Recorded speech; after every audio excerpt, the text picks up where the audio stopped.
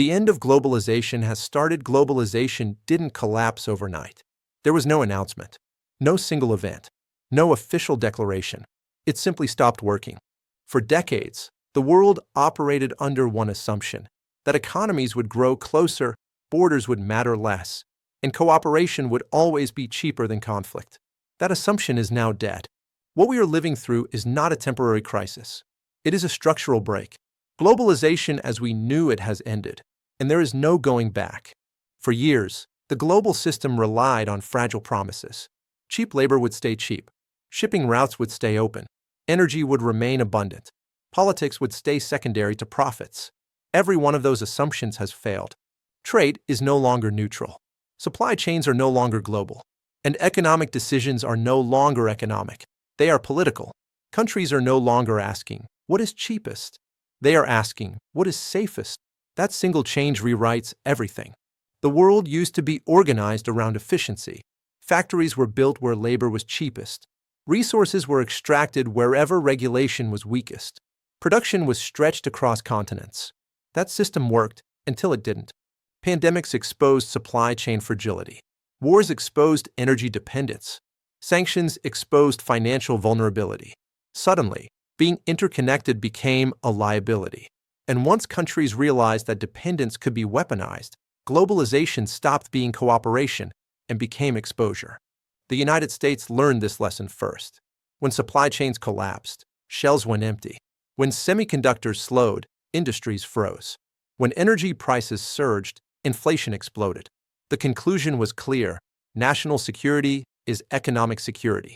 Since then, trade policy has transformed into defense policy. Tariffs returned. Subsidies exploded. Domestic production became strategic. This was not protectionism. It was preparation. China learned the same lesson from the opposite side. Years of growth were built on exporting to the West, but reliance on foreign demand created vulnerability. When trade restrictions tightened, growth slowed. When technology access was limited, innovation stalled. China responded not by opening further, but by turning inward. Strategic self-sufficiency became policy. Supply chains were duplicated domestically. Capital controls tightened. Globalization was replaced by resilience. Europe found itself trapped in the middle, dependent on Russian energy, dependent on Chinese manufacturing, dependent on American security. When energy was cut, Europe paid the price. When trade shifted, Europe lagged behind. Now Europe is scrambling to rebuild industries it once outsourced. Green energy, defense manufacturing, critical infrastructure, all at once, at a cost never seen before. This is not decoupling. It is fragmentation. The world is no longer one market. It is becoming multiple economic blocks, each with its own rules, its own currencies, its own alliances. Trade still exists, but trust does not. Globalization promised stability. Instead, it delivered dependency. And dependency is no longer acceptable. Countries now assume conflict is possible, disruption is inevitable, and cooperation is conditional. That mindset changes behavior. Investment flows slow. Long-term planning shrinks. Risk premiums rise. Everything becomes more expensive. The real impact of de-globalization is not political. It is personal. Prices rise permanently. Jobs relocate unpredictably. Growth slows structurally. The era of cheap everything is over. What replaces it is not abundance, but control. Technology will not save globalization. AI does not remove borders. Automation does not reduce rivalry. Digital finance does not eliminate sanctions. In fact, technology accelerates fragmentation. Data becomes national. Infrastructure becomes strategic. Innovation becomes restricted. The future is not connected. It is segmented. This transition will not be smooth. Economic shocks will become more frequent. Market volatility will increase. Political instability will rise. Not because leaders are reckless, but because the system itself is unstable. The old rules no longer apply, and the new ones are not yet written. History shows what happens in these periods. Global systems collapse slowly, then all at once. The first signs are dismissed.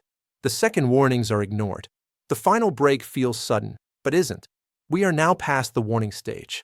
This is why military spending is rising, why trade wars are intensifying, why alliances are hardening. It is not ideology. It is preparation.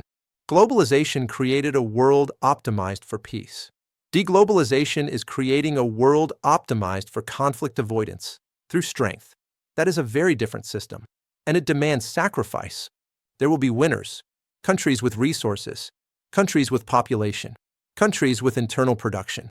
There will also be losers, export-dependent economies, debt-heavy nations, systems built on cheap imports. The gap between them will widen.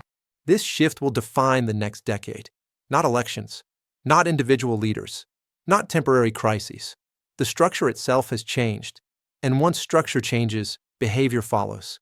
Globalization is not coming back, not in the way people remember. The world has crossed a threshold. There is no reset button, no return to normal, no restoration of the old order, only adaptation. This is not the end of trade, but it is the end of trust-based globalization. And the world that emerges from this transition will be more divided, more expensive, and more dangerous. Quietly,